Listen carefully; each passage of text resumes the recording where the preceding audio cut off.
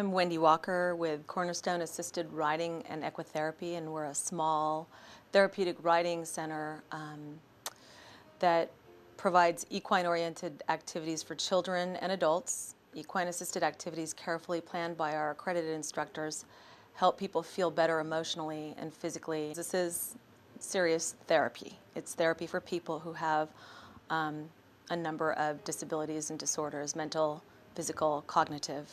We have children from age 6 all the way through adults. We have 3 therapy horses and 12 regular students. And a lot of times people don't realize that with therapeutic riding, it takes a lot more than just the instructor and the horse. We've got to be able to have a leader for that horse in case the person has trouble using their arms and legs. We need to have 2 sidewalkers. So there's a person on either side of the horse, and the horse is moving forward and woeing rhythmically and slowly to provide the therapy for that student. So it takes the instructor, a leader, and 2 sidewalkers in order to conduct a therapeutic riding session. You also need the horse. We have clients working on emotional things like self-esteem and focus. We have students with autism, Down syndrome, mental retardation, and even an adult with dementia. People recovering from stroke benefit from therapeutic riding. We've had people with cardiovascular accidents, deafness, brain injuries, amputations, spina bifida.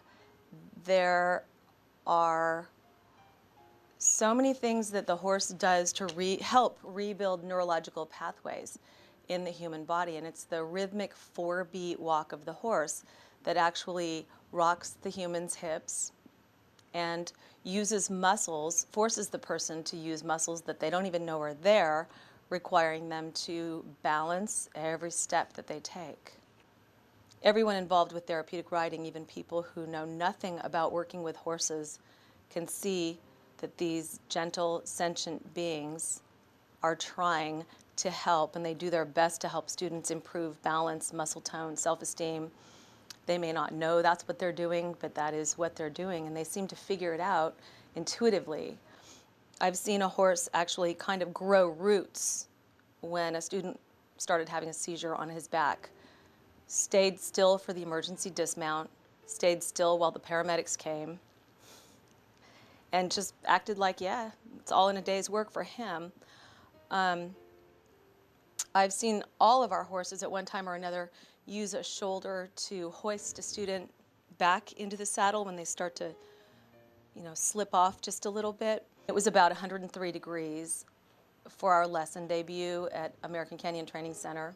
Sneakers, he's a horse on trial with us. He's a 19-year-old ex-performance horse. He participated in his 2nd therapeutic riding session. He was ridden by a young girl with autism, and Sharon Camiso, she's our instructor. She directed the students through the warm-up and some patterns, focusing on right and left turns. The student is learning her right hand and left hand, learning to use words and to use her voice appropriately rather than screaming or chirping. And when the lesson was over and the student was dismounted, she flapped her hands in the air and smiled and repeated, "Monty, Monty, Monty." And all of us just looked at her because she'd been riding sneakers. I found out from her mother and one of her teachers at school is that when she's happy, she says, "Monty." And, we lost Monty to a colic recently, just 1 month ago, in fact, 1 month ago today.